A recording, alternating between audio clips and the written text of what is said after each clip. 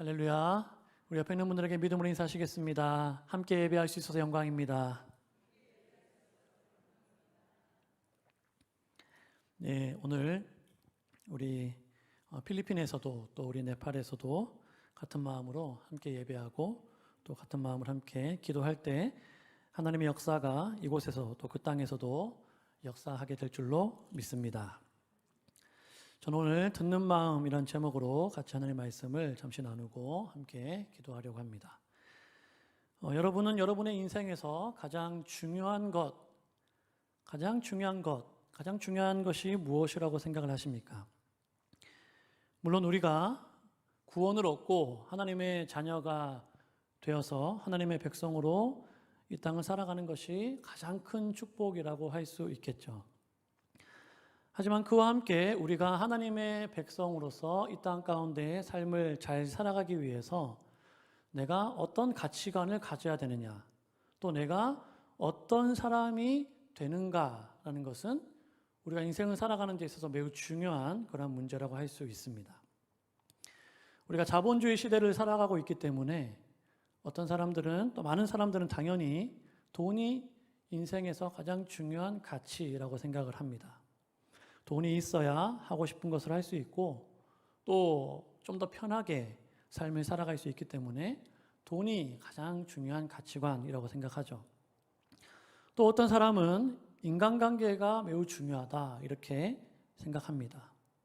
인간은 절대로 혼자서 살아갈 수 없기 때문에 내 주변에 있는 사람들과 좋은 관계를 맺고 또 그런 좋은 인연을 통해서 또 내가 많은 기회를 얻을 수 있다 이렇게 생각해서 많은 인맥을 쌓기도 하고 또 많은 사람들을 알아가는 것, 인간관계가 매우 중요하다 이렇게 생각하기도 하죠. 또 많은 사람들은 가족이 가장 중요하다 이렇게 생각하기도 합니다. 가족. 우리가 삶을 살아가기가 쉽지 않고 또 세상 가운데에서 너무나 많이 또 시달리고 지치다 보면 나를 가장 잘 알고 나를 가장 잘 이해해주고 언제나 또 내 편이 되어주는 그런 가족, 내 몸과 마음의 안식처가 되어주는 그런 가족이 가장 중요하다 이렇게 생각하는 사람들도 많이 있습니다. 저는 신앙생활 해오면서 또 지금까지 살아오면서 제가 생각한 것 중에 인생을 살아갈 때 가장 중요한 게 뭘까라고 생각해 봤을 때 저는 인생을 살아가는 데 있어서 가장 중요한 것은 지혜다 이렇게 생각합니다. 지혜. 우리가 한 번뿐인 인생을 잘 살아가기 위해서 또 혼자 살아가지 않고 여러 사람들과 더불어서 같이 살아가기 위해서 정말 필요한 것이 뭘까라고 생각했을 때는 지혜가 참 중요하다라는 것입니다. 지혜로운 사람이 지혜로운 인생을 살아가는 것이 가장 중요한 그러한 인생, 가장 잘 살아가는 그런 인생이라고 생각을 합니다. 그래서 이 지혜서라고 불리는 잠언이라든지 또 전도서라든지 이런 것들을 매우 중요하게 생각했고 또 그런 것들을 많이 읽으려고 노력을 했던 것 같아요. 특별히 잠언 3장 13절부터 15절 말씀에 보면은 이렇게 말씀합니다. 지혜를 얻는 자와 명철을 얻는 자는 복이 있나니 이는 지혜를 얻는 것이 은을 얻는 것보다 낫고 그 이익이 정금보다 나음이니라. 지혜는 진주보다 귀하니 내가 사모하는 모든 것으로도 이에 비교할 수 없도다. 아멘. 지혜와 명철이 얼마나 중요한가? 네가 사모하는 모든 것으로도 이것과 비교할 수 없다라고 말씀하고 있죠.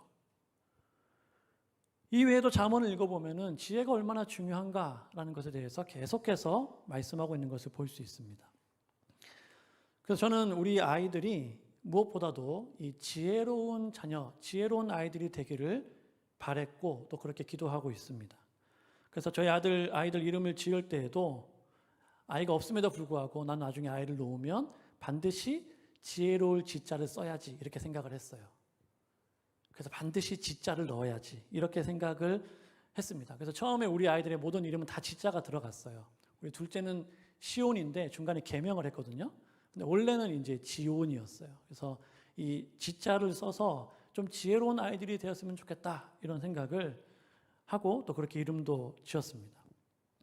우리의 자녀들뿐만이 아니라 우리 성실의 모든 자녀들, 하나님의 모든 자녀들이 지혜로운 자녀, 지혜로운 삶을 살아갈 수 있기를 간절히 소망합니다. 여러분, 이스라엘 역사에서 가장 지혜로운 왕, 그렇게 평가받는 왕이 누굽니까? 오늘 본문에 나오는 솔로몬 왕입니다. 솔로몬. 안 믿는 사람들도, 교회를 다니지 않는 사람들도 솔로몬을 알고 있죠. 어떻게 알고 있습니까? 지혜로운 왕으로 알고 있어요. 지혜로운 왕. 굉장히 유명한 왕입니다. 오늘 우리 함께 읽은 이 본문은 바로 이 솔로몬이 어떻게 지혜로운 왕이 될 수 있었는가, 어떻게 지혜를 얻었는가, 그것을 잘 보여주는 매우 유명한 사건을 기록을 하고 있죠. 솔로몬의 아버지가 다윗인데 솔로몬이 다윗의 뒤를 이어서 왕이 되었습니다. 비교적 어린 나이에 왕이 되었어요. 그래서 어느 정도 굉장히 그 어수선한 국내 상황, 또 그런 것들을 정리하고 이제 나라가 어느 정도 안정기에 접어들고 이제 왕궁과 또 성전과 예루살렘 주위의 성을 이제 공사하는 그런 공사들을 진행을 하고 있었습니다. 그리고 그 공사가 끝나기를 기다리고 있는 그러한 때입니다.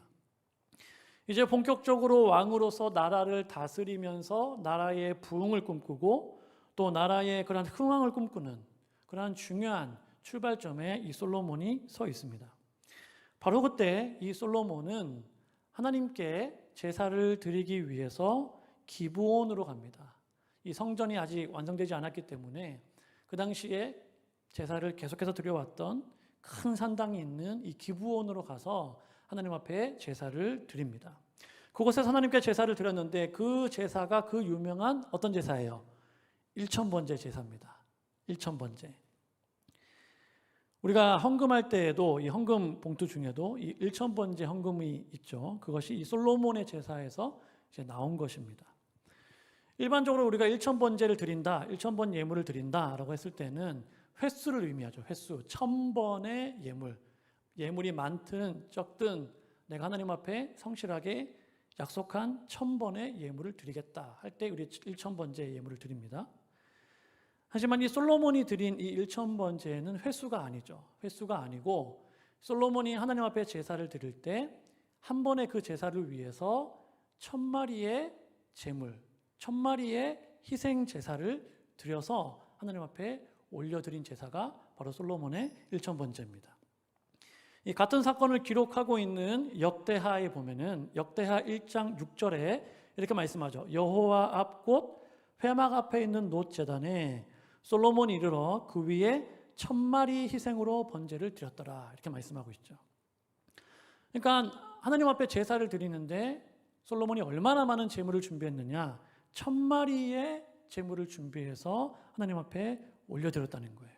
한 번의 제사를 위해서 그 1000마리의 희생 제사를 다 올려드렸다는 것입니다. 아마도 솔로몬은 왕이었기 때문에 이 제물 중에서도 이 비싼 이 소를 준비해서 하나님 앞에 제물을 드립니다. 학자들은 그 기간만 해도 7일에서 열흘 정도는 쉬지 않고 제물을 드렸을 것이라고 그렇게 추정을 합니다. 솔로몬은 왕이 되어서 하나님 앞에 제사를 드릴 때 자신이 하나님께 드릴 수 있는 최고의 것을 준비해서 하나님 앞에 최고의 정성을 다해서 하나님 앞에 제사를 드렸어요. 그것이 일천번제였다는 것입니다. 또한 솔로몬이 드린 제사는 여러 제사의 형태 가운데 이 번제라는 형태로 하나님 앞에 제사를 드립니다. 번제는 어떤 제사입니까? 하나도 남김없이 모두 태워서 하나님께 올려드리는 그 향기를 올려드리는 제사가 번제예요. 제사를 드리는 사람 또 제사장 이런 사람들을 위한 것은 아무것도 남겨두지 아니하고 오직 하나님께만 초점을 맞추어서 드리는 제사가 번제입니다. 그리고 그 번제가 의미하는 것은 하나님께 대한 온전한 헌신, 온전한 순종 이것을 의미하죠. 그러니까 솔로몬이 하나님 앞에 1000번제 1000마리의 제물로 번제로 하나님 앞에 올려드렸다라는 것은 그가 이스라엘의 왕으로서 앞으로 나라를 다스릴 때 하나님께 대한 온전한 헌신과 온전한 충성과 순종을 다짐하는 그런 마음을 담아서 자신이 할 수 있는 최선의 제사를 하나님 앞에 올려드렸다는 거예요. 그리고 그렇게 제사를 드렸을 때 하나님께서 이 솔로몬이 드린 제사를 기쁘게 받으십니다. 그걸 어떻게 할 수 있습니까? 오늘 말씀에 보면은 하나님께서 솔로몬의 꿈에 나타나셔서 그에게 복을 주셨기 때문이에요. 내가 네가 드린 제사를 다 봤다. 내가 기쁘게 받았다. 네가 원하는 게 뭐냐? 네가 원하는 게 뭐냐? 내가 다 줄 테니까 한번 구해봐라 라고 하나님이 말씀하시죠. 사랑하는 여러분, 만약에 하나님께서 오늘 저녁에 여러분이 잠을 자는데 여러분의 꿈에 나타나셔서 사랑하는 아들아, 사랑하는 딸아, 네가 원하는 게 뭐냐? 내가 다 들어줄게. 한번 말해봐라. 그렇게 한다면 여러분 어떤 것을 구하시겠습니까? 우리는 종종 그런 생각을 합니다. 하나님이 내 기도에 내가 원하는 것 좀 다 들어주셨으면 좋겠다. 좀 다 허락해 주셨으면 좋겠다. 이런 생각을 하지만 막상 정말 하나님이 딱 나타나셔가지고 네가 원하는 게 뭐냐? 말해봐라. 내가 다 들게, 다 들어줄게. 이렇게 물으시면 우리는 선뜻 잘 대답하지 못합니다. 왜 그럴까요? 막연하게는 생각을 하죠. 막연하게는 나 이것도 필요하고 저것도 필요하고 하나님이 좀 이렇게 해줬으면 좋겠고 저것도 좀 이렇게 해줬으면 좋겠고 내가 좀 기도하는 거 이렇게 응답해 주시면 좋겠고 이렇게 막연하게 우리가 생각하지만 구체적으로 정말 내가 원하는 게 뭔가 정말 지금 나에게 필요한 것이 뭔가 구체적으로 내가 깊이 생각해 보지 않았기 때문에 생각하지 못한 순간에 하나님이 쫙 나타나셔서 네가 원하는 게 뭐야? 내가 들어줄게. 구해봐. 라고 한다면 우리는 선뜻 잘 결정하지 못한다는 거예요. 여러분 알라딘이라는 동화 알고 계시죠? 알라딘. 아시죠? 네. 그게 이제 영화로 만들었습니다. 그 동화가 실사판으로 만들어져가지고 작년에 개봉을 해가지고 저도 아주 재밌게 봤는데 거기에 보면은 그 램프의 요정 누가 나옵니까? 지니가 나옵니다. 지니. 영화에서는 윌 스미스가 이제 지니로 나오는데 그 지니가 나와서 얘기해요. 3가지 소원을 내가 다 들어주겠다. 말해봐라. 3가지 소원을 말해봐라. 이렇게 얘기합니다. 여러분 굉장히 쉬운 것 같지만 굉장히 어려운 거죠. 좀 더 많이 해줬으면 좋겠는데 3가지가 좀 아쉽기도 하고 그런다고 하자니 하나보다는 많으니까 좀 감사하긴 한데 좋긴 한데 막연한 어려운 질문입니다. 그래서 그 영화에도 보면은 그 주인공이 실수합니다. 주인공도 막 고민해요. 왜 그렇습니까? 인간은 누구나 다 욕심이 있기 때문에 그 욕심 때문에 제대로 된 것을 구하지 못하는 경우가 많다라는 것입니다. 오늘 본문에 하나님께서 솔로몬의 꿈에 나타나셔서 솔로몬에게 물었을 때 근데 솔로몬은 달랐습니다. 솔로몬은 어떻게 합니까? 거침없이 얘기하죠. 하나님께서 딱 물어보셨을 때 하나님 그러면서 쫙 풀어냅니다. 그게 6절부터 9절까지의 대답입니다. 6절부터 9절. 좀 길지만 한번 읽어볼까요? 6절부터 9절까지 시작.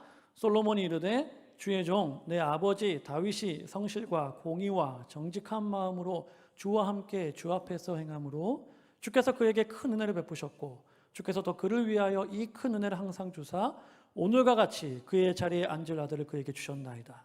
나의 하나님 여호와여 주께서 종으로 종의 아버지 다윗을 대신하여 왕이 되게 하셨사오나 종은 작은 아이라 출입할 줄을 알지 못하고 주께서 택하신 백성 가운데 있나이다. 그들은 큰 백성이라 수요가 많아서 셀 수도 없고 기록할 수도 없사오니 누가 주의 이 많은 백성을 재판할 수 있사오리까? 듣는 마음을 종에게 주사 주의 백성을 재판하여 선악을 분별하게 하옵소서. 너무나 조리 있지 않습니까? 핵심은 9절이에요. 딱 그것만 얘기하면 돼요. 근데 6절부터 쫙 이렇게 푸는 것입니다. 군더더기 없이 다 대답을 하죠. 근데 여러분 중요한 것은 뭐냐면 지금 이 상황이 어떤 상황입니까? 꿈입니다. 꿈. 현실이 아니에요. 꿈 속에 하나님이 나타나셨는데 그 꿈 가운데 솔로몬이 쫙 푸는 것입니다. 여러분 꿈은 여러 가지 의미를 담고 있고 여러 가지 해석이 가능합니다. 성경에 보면 하나님이 자주 꿈을 통해서 말씀하기도 하시고 역사하기도 하십니다. 그런데 이 본문처럼 하나님 편에서가 아닌 인간 편에서 그것도 꿈속에서 이렇게 자기가 원하는 것을 아주 구체적으로 명확하게 고백할 수 있는 그런 사람 없습니다. 이렇게 솔로몬처럼 꿈속에서 명확하게 자기가 원하는 것을 조리 있게 얘기할 수 있는 그런 사람 없습니다. 근데 솔로몬은 그렇게 했다라는 거예요. 여러분 그것이 어떻게 가능했겠습니까? 그것은 솔로몬이 평소에 늘 그 하나님의 은혜 가운데 있으면서 늘 이러한 생각들을 해왔다는 거예요. 그가 늘 그 마음속에 이 솔로몬이 지금 6절부터 9절까지 이야기하고 있는 이 고백이 그냥 갑자기 팍 나온 고백이 아니고 늘 그의 마음속에 담겨져 있었던, 늘 생각하고 늘 기도하고 늘 묵상했던 그러한 내용이라는 것입니다. 평소에 늘 생각하고 마음에 담고 있던 그것이 꿈에서 이렇게 명확하게 나올 수 있는 것이죠. 여러분, 실제로 심리학자들이나 인지학자들이 이러한 주장을 많이 합니다. 현실과 꿈이 전혀 별개의 것이 아니라, 전혀 동떨어져 있는 것이 아니라 내 내면 깊은 곳에서 또 내 무의식 가운데 있는 것이 꿈속에 나타나는 경우가 많다라고 하죠. 그래서 잠자기 전에 내가 무엇을 보느냐, 잠자기 전에 내가 무슨 생각을 하느냐, 그것이 매우 중요하다고 합니다. 왜냐하면 잠자기 직전에 본 것이 꿈속으로 이어지는 경우가 많기 때문이죠. 솔로몬이 언제부터 이런 생각을 했는지는 명확하지 않지만 분명한 것은 오늘 이 솔로몬의 이 대답은 그가 갑자기 즉흥적으로 한 대답이 아니라는 거예요. 아주 오랫동안 깊이, 어쩌면 그가 왕이 된 이후에 이런 생각이 더 구체화됐을 수도 있습니다. 어쨌든 솔로몬이 하나님의 물음에 이처럼 명확하게 주저함 없이 대답할 수 있는 것은 그가 늘 이런 생각을 해왔다라는 것이죠. 여러분, 솔로몬이 제일 처음 꺼낸 이야기가 뭡니까? 자신의 이야기가 아닙니다. 자신의 아버지 다윗의 이야기죠. 6절에 보면은 주의 종 내 아버지 다윗이 이렇게 얘기합니다. 성실과 공의와 정직한 마음으로 주와 함께 주 앞에서 행함으로, 이렇게 얘기하죠. 내 아버지 다윗을 하나님 아십니까? 내 아버지 다윗을 기억합니다 라고 얘기합니다. 그의 삶이 어떠했다고 이야기합니까? 성실과 공의와 정직한 마음으로 주와 함께 주 앞에서 행함으로 그에게 큰 은혜를 주셨다라고 이야기하고 있습니다. 이전에는 제가 이 본문을 읽을 때에는 이 다윗이 성실과 공의와 정직한 마음으로 살았구나라는 것에 눈길이 많이 갔어요. 아, 다윗은 성실하게 또 공의와 정직한 마음 가지고 살았구나. 그런데 이번에 말씀을 준비해서 다시 이 본문을 보니까 그 뒤에 표현이 더 와닿는 거예요. 주와 함께 주 앞에서 행함으로. 이 솔로몬이 그 아버지 다윗에 대해서 이야기하기를 우리 아버지 다윗은 주와 함께 주 앞에서 행한 사람입니다. 주와 함께 주 앞에서 살았습니다. 여러분, 얼마나 멋있는 표현입니까? 아들이 아버지에 대해서 말하기를 우리 아버지는 주와 함께 주 앞에서 살았습니다 고백하고 있는 것입니다. 어느 날 여러분들의 자녀들이, 우리의 자녀들이 나에 대해서 말할 때 우리 아버지는, 우리 어머니는 주와 함께 주 앞에서 살았습니다 라고 이야기할 수 있다면 여러분, 그것만큼 정말 멋있는, 또 최고의 존경을 표하는 그러한 표현이 없을 것이라고 생각을 합니다. 솔로몬은 그 아버지 다윗에 대해서 그렇게 이야기를 했어요. 그렇게 다윗이 주와 함께 주 앞에서 살았던 결과 하나님께서 그에게 큰 은혜를 베푸셨고 그 은혜의 결과로 오늘과 같이 그의 자리에 제가, 그의 아들이 왕이 되었습니다라고 솔로몬이 고백하고 있는 겁니다. 이게 무슨 말입니까? 내가 왕이 된 것은, 내가 이 나라의 왕이 된 것은 오로지 하나님의 은혜입니다라고 고백하고 있는 거예요. 내 아버지에게 베푸신 그 하나님의 은혜 때문에 제가 왕이 된 것입니다. 나는 그 은혜를 거저 받은 것뿐입니다 라고 오늘 이 솔로몬이 고백하고 있습니다. 이어서 그가 뭐라고 고백합니까? 7절에 보면은 종은 작은 아이라 출입할 줄을 알지 못합니다 라고 고백합니다. 자신을 종이라고 그렇게 표현하고 있죠. 작은 아이에서 출입할 줄도 알지 못하는 그런 아이라고 고백합니다. 사리도 분별하지 못하는 미약한 존재라고 스스로 고백하고 있는 것이죠. 아마도 학자들은 이때 솔로몬의 나이가 20대 초반에서 중반 정도 되었을 것으로 봅니다. 어린아이가 아니라는 거예요. 청년의 솔로몬의 모습이죠. 그런데 그 청년의 솔로몬이 하나님 앞에 고백하기를 나는 아이입니다. 나는 출입할 줄도 알지 못하는 정말 작은 아이입니다. 미약한 존재입니다 라고 이야기하고 있는 것입니다. 하나님 앞에서 내가 얼마나 무능하고 미약한 존재인지를 솔로몬이 고백하고 있는 것이죠. 사랑하는 여러분, 솔로몬이 왜 이런 고백을 했을까요? 그것은 솔로몬이 하나님을 생각할 때 하나님이 얼마나 크신 분인가, 그리고 나는 얼마나 그 앞에서 작은 존재인가라는 것을 분명하게 알았기 때문이죠. 하나님과 우리의 격차가 얼마나 큰가, 하늘과 땅보다도 더 큰 간격이 하나님과 나 사이에 있다는 것을 알기 때문에 그가 비록 왕이지만 하나님, 저는 종입니다. 저는 작은 아이입니다. 하나님이 저를 은혜로 왕으로 세워주셨지만 저는 정말 보잘것없는 미약한 존재입니다. 제가 잘나서 된 것은 아무것도 없습니다라고 솔로몬이 고백하고 있는 것입니다. 그 크신 하나님 앞에서 내가 얼마나 티끌 같고 얼마나 작은 존재인지를 고백하고 있는 것이죠. 앞에서 말씀드린 것처럼 이러한 솔로몬의 고백은 갑자기 그냥 튀어나온 것이 아니라 그가 평소에 가지고 있었던 생각이고 그것이 바로 그의 삶의 태도였다는 것입니다. 그래서 솔로몬은 자기가 지금 이렇게 하나님 앞에서 보잘것없는 작은 존재로 서 있는데 자신에게 가장 필요한 것이 뭔가, 그것에 대해서 비로소 이제 말을 하는 것이죠. 8절부터 보면은 솔로몬이 뭐라고 얘기합니까? 주께서 택하신 백성 가운데 있나이다.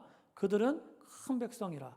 수요가 많아서 셀 수도 없고 기록할 수도 없사오니 누가 주의 이 많은 백성을 재판할 수 있사오리까. 듣는 마음을 종에게 주사 주의 백성을 재판하여 선악을 분별하게 하옵소서. 왜 이것이 필요한지를 솔로몬이 잘 이야기를 하고 그러고 나서 자신이 정말 필요한 것이 무엇인지를 얘기합니다. 하나님께서 나에게 맡기신 이 백성들, 하나님께서 나에게 맡기신 이 큰 백성들, 내가 그 가운데 있는데 어떻게 내가 이들을 다스릴 수 있겠습니까? 어떻게 내가 이들을 재판할 수 있겠습니까? 왕의 가장 중요한 직무 중에 하나는 선과 악을 바르게 분별해서 바르게 백성들을 재판하고 또 백성들에게 바른 것을 가르치는 일인데, 나는 능력도 부족하고 나는 미련하니 하나님 나를 도와주세요. 나에게 듣는 마음을 주세요라고 그가 간구하고 있는 것입니다. 그래서 하나님의 백성들을 올바르게 재판할 수 있도록 그렇게 간구하고 있죠. 이 듣는 마음이라는 것이 이전 성경에는 뭐라고 표현되어 있습니까? 지혜로운 마음이라고 합니다. 지혜로운 마음. 솔로몬이 자신에게 필요한 것이 무엇인지 명확하게 알았고 그것을 구했을 때 그 결과가 10절에 보면 솔로몬이 이것을 구하며 그 말씀이 누구의 마음이 들었습니까? 주의 마음에 든지라. 하나님의 마음에 너무나 흡족했다는 거예요. 하나님의 마음에 딱 들었습니다. 하나님의 마음을 움직였습니다. 하나님의 마음을 감동시켰습니다. 그래서 하나님께서 뭐라고 말씀하십니까? 11절 12절에 보면 네가 이것을 구하는데 자기를 위하여 구하지도 아니하고 부도 구하지 아니하고 원수의 생명을 위하여 멸하는 것도 구하지 아니하고 오직 송사를 듣고 분별하는 지혜를 구했으니 내가 네 말대로 하고 지혜롭고 총명한 마음을 내가 너에게 주는데 네 앞에도 너와 같은 자가 없고 내 뒤에도 너와 같은 자가 없는 전무후무한 그러한 지혜와 총명을 너에게 주겠다라고 하나님이 약속하시는 거예요. 그래서 솔로몬이 우리가 아는 지혜의 왕이 된 것이죠. 솔로몬 이전에도 솔로몬 후에도 따라올 자가 없는 하나님의 지혜와 총명을 가졌던 왕이 바로 솔로몬이다라는 것입니다. 근데 여러분, 하나님의 응답이 거기서 그치지 않죠? 13절에 보면은 하나님 뭐라고 말씀하십니까? 내가 또 네가 구하지 아니한 부귀와 영광도 내게 주노니. 구하지도 않았는데 네가 구하지 아니한 부귀와 영광도 내게 주노니 내 평생의 왕들 중에 너와 같은 자가 없을 것이다 라고 말씀합니다. 또 14절에 보면은 네가 네 아버지 다윗과 같은 길로 행하면 하나님의 법도와 명령을 지키며 내가 너를 장수하게 하겠다. 내 날이 길게 해주겠다. 장수의 복도 하나님이 허락해 주십니다. 사랑하는 여러분, 솔로몬이 구했던 것이 뭡니까? 9절에 보면 듣는 마음을 구했습니다. 지혜로운 마음. 하나님 나에게 지혜로운 마음을 주세요. 듣는 마음을 주세요라고 솔로몬이 구했다는 거예요.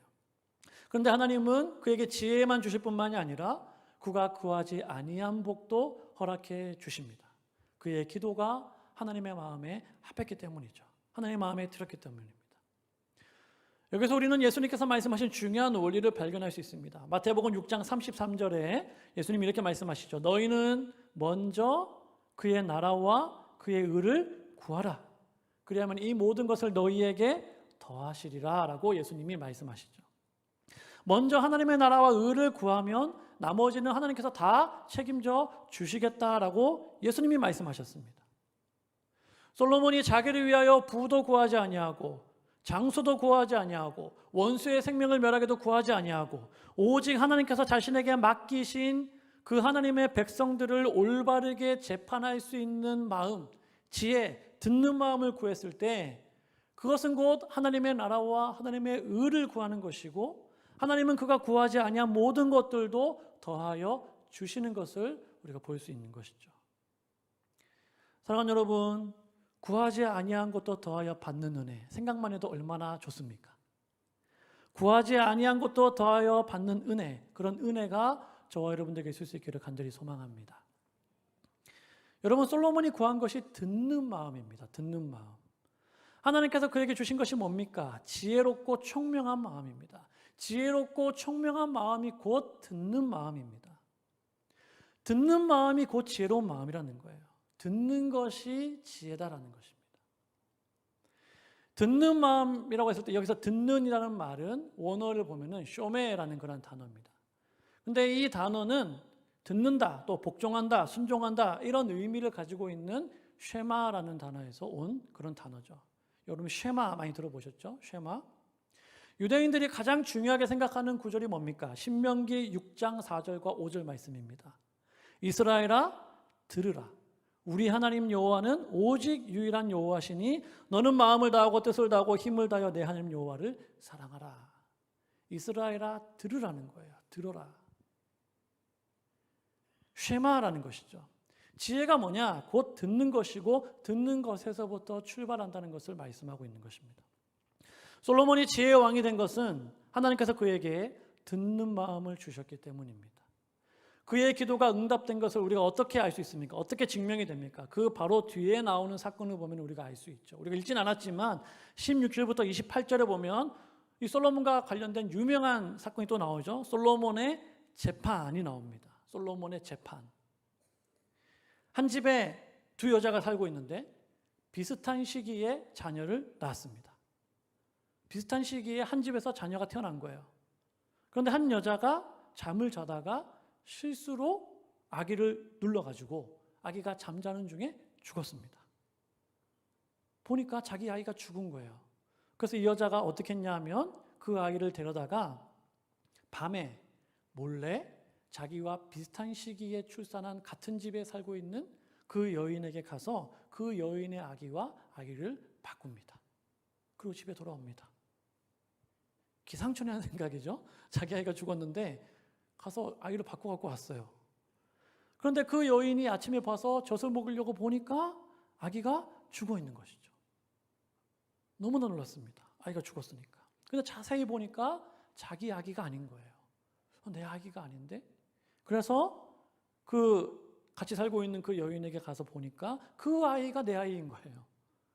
그래서 그 여자에게 따집니다. 뭐 하는 짓이냐? 왜 내 아이를 데려갔느냐? 이 죽은 아이가 너의 아이 아니냐? 그랬더니 이 여자가 무슨 소리 하는 것이냐? 이 살아있는 아이가 내 아이다. 네가 밤에 자다가 실수해서 아이를 죽여놓고 왜 나한테 와서 덮어 씌우느냐? 그러면서 막 두 여자가 싸우는 거예요. 근데 증거도 없어요. 어떻게 할 수 있는 방법이 없습니다. 서로 자기 아이라고, 살아있는 아이라고 아이가 서로 자기 아이라고 막 우기는 거예요. 판결이 나지 않으니까 어떻게 합니까? 이 두 여인이 왕을 찾아옵니다. 솔로몬을 찾아왔습니다. 그 사연을 다 들은 솔로몬이 어떻게 합니까? 그 유명한 판결을 하죠. 다 듣고 나서 칼을 가져오너라. 칼을 딱 가지고 오니까 저 살아있는 아이를 반으로 잘라서 반씩 나눠줘라. 이렇게 판결합니다. 그러니까는 어떻게 됩니까? 정말로 그 아이의 어머니, 정말로 그 살아있는 아이의 어머니가 이 가슴이 참을 수가 없는 거예요. 더 이상 어떻게 할 수가 없는 것입니다. 그래서 그 아이를 저 여인에게 주라고 그렇게 얘기하죠. 그래서 솔로몬이 어떻게 합니까? 이 여인이 이 여자의 이 아이의 어머니다. 그러면서 그 여인에게 살아있는 아이를 줍니다. 어머니의 모성애를 이용해서 이 솔로몬이 정말 기가 막힌 판결을 하게 되는 것이죠. 여러분, 어떻게 솔로몬이 이런 판결을 할 수 있었을까요? 어떻게 이런 지혜로운 판결을 그가 내릴 수 있었겠습니까? 그것은 그가 듣는 마음을 가지고 있는 지혜로운 왕이었기 때문입니다. 16절 말씀에 보면 우리가 읽진 않았지만 오늘 3장 16절을 보면은 그때 창기 두 여자가 왕에게 와서 그 앞에 섰다고 얘기합니다. 그러니까 이 여자들은 창기였다는 거예요. 창녀였다는 것입니다. 몸을 팔아서 생계를 이어가는 정말로 가장 밑바닥 가운데 삶을 살아가는 그런 여자들이었다는 것입니다. 그런데 그 두 여인이 왕에게 와서 문제를 해결받았습니다. 여러분, 고대 시대에 왕이 부르지도 않았는데 여자가 왕 앞에까지 간다? 불가능한 일입니다. 그것도 정상적인 여인도 아니고 몸을 팔아서 생계를 이어가는 창기인 여자들이 왕 앞에까지 간다? 왕을 직접 만나서 이야기를 한다? 불가능한 일이죠. 일어날 수가 없는 일입니다. 우리는 그냥 이렇게 쭉 봤지만 그 시대의 문화를 보면 어떻게 여인이, 그것도 왕궁에 있는 사람도 아니고 몸을 팔아서 생계를 유지하는 창기가 어떻게 왕에게 이렇게 거침없이 나아갈 수 있냐는 거예요. 못 나아갑니다. 왕은 그 나라의 가장 높은 위치에 있는 사람이죠. 왕은 어떤 사람입니까? 왕은 말하는 사람이에요. 말하는 사람.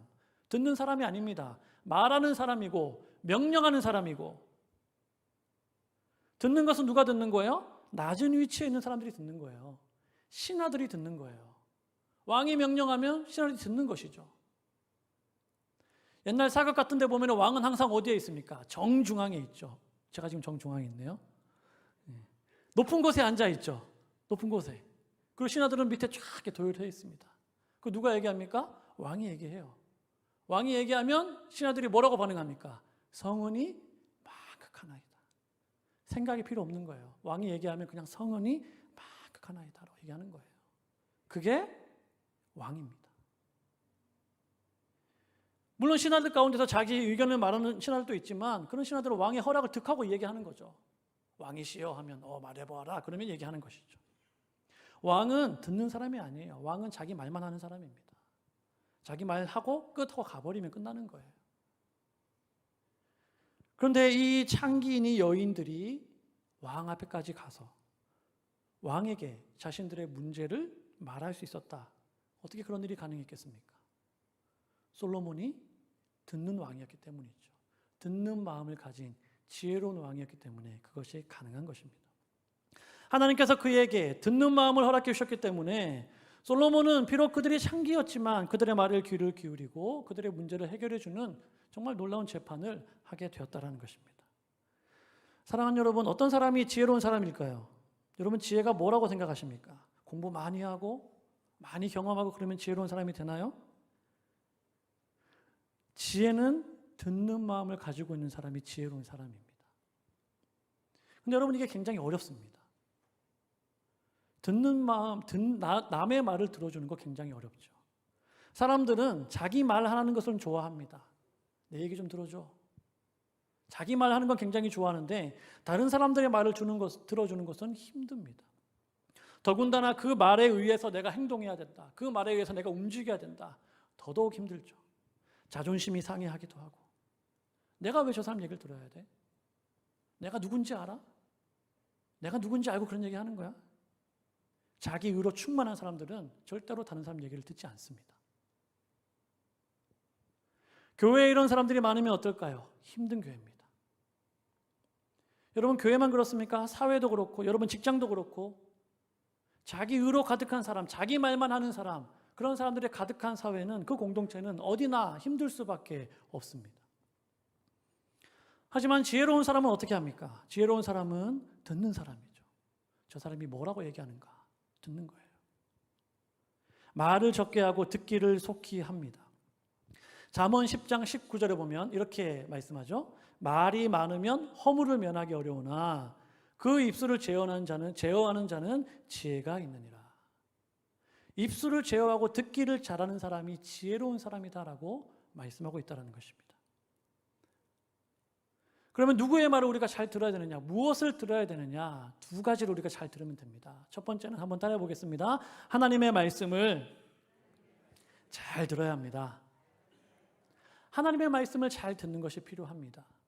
시편 119편 105절을 보면 주의 말씀은 내 발의 등이요 내 길의 빛이니이다. 시편 119편 130편에 보면 주의 말씀을 열면 빛이 비치어 우둔한 사람들을 깨닫게 하나이다. 여러분, 말씀을 열면 빛이 비쳐서 우둔한 사람을 깨닫게 해준답니다. 이사야 55장 3절에 보면 너희는 귀를 기울이고 내게로 나와 들으라. 그리하면 너희의 영혼이 살리라. 내가 너희를 위하여 영원한 언약을 맺으리니 곧 다윗에게 허락한 확실한 은혜이니라. 하나님 말씀하십니다. 내게로 나와서 귀를 기울이고 들어라. 그러면 너희 영혼이 살 것이다 라고 말씀하죠. 하나님의 말씀을 들을 때 하나님은 지혜를 주신 줄로 믿습니다. 우둔한 사람을 깨닫게 해주시고 우리의 인생의 발에 등이 되어주시고 빛이 되어주십니다. 우리의 영혼을 살려주시고 그 은혜 가운데 거할 수 있도록 하나님이 우리를 그렇게 인도해 주시는 줄로 믿습니다. 그 다음에는 우리가 뭘 들어야 되느냐 한번 따라해 보실까요? 사람들의 말에 귀 기울여야 한다. 들을 준비가 되어 있어야 한다는 거예요. 들을 준비가. 들을 마음을 달라고 기도해야 합니다. 하나님, 저에게 들을 수 있는 마음을 좀 주십시오. 사실 이것은 우리가 지혜로운 사람이 되는 데 있어서 매우 중요한 일입니다. 왜냐하면 때때로 하나님은 사람들의 입술을 통해서 당신의 뜻을 말씀하시기 때문에 사람들을 통해서 우리가 하나님의 뜻을 알게 되는 경우가 있어요. 근데 들을 기가 없으면 그걸 깨닫지 못하는 것입니다. 오늘 잼버리 그 마지막 날이죠.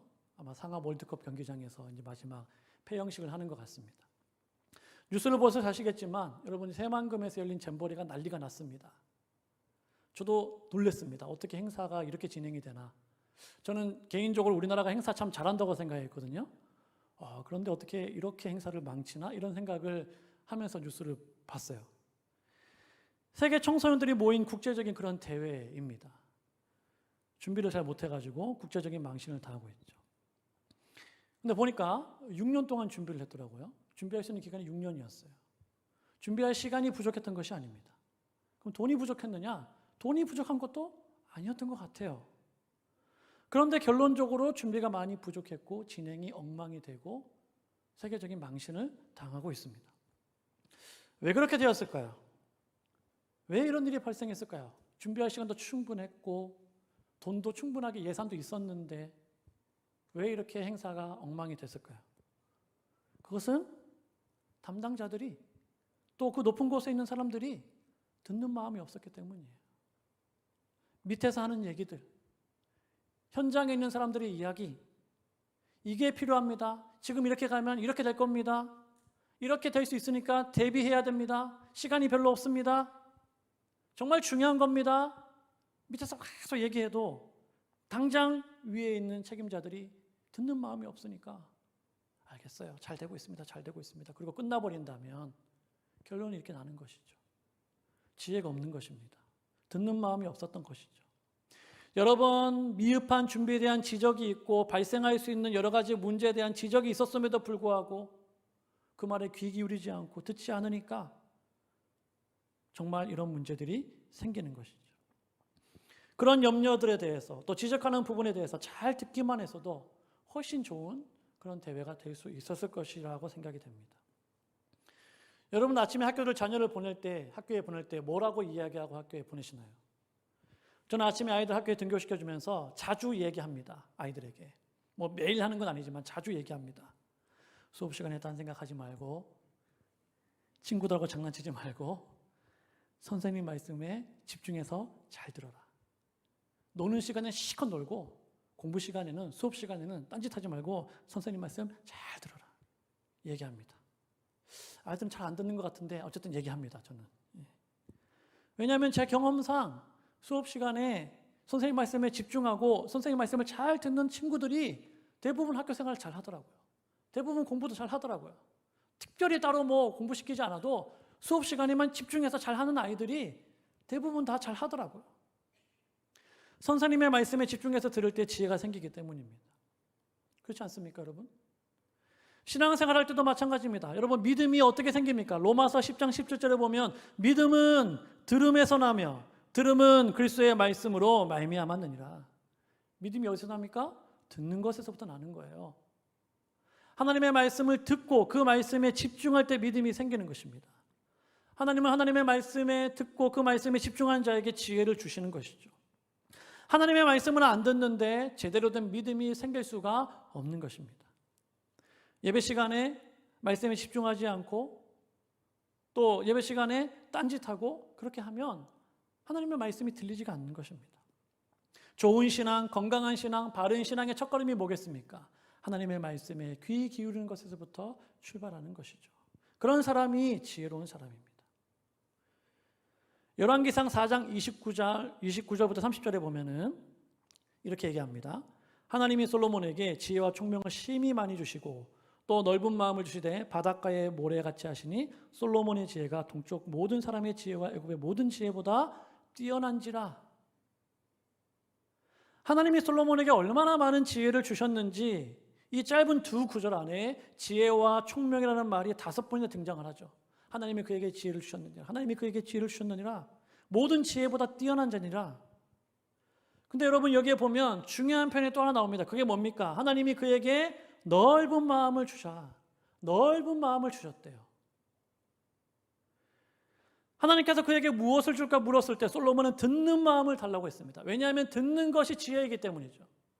근데 여러분 그 듣는 마음이 그 지혜가 더 깊어지고 더 깊어지고 더 깊어지면 어떤 마음이 될까요? 넓은 마음이 되는 거예요. 넓은 마음으로 나아가는 것입니다.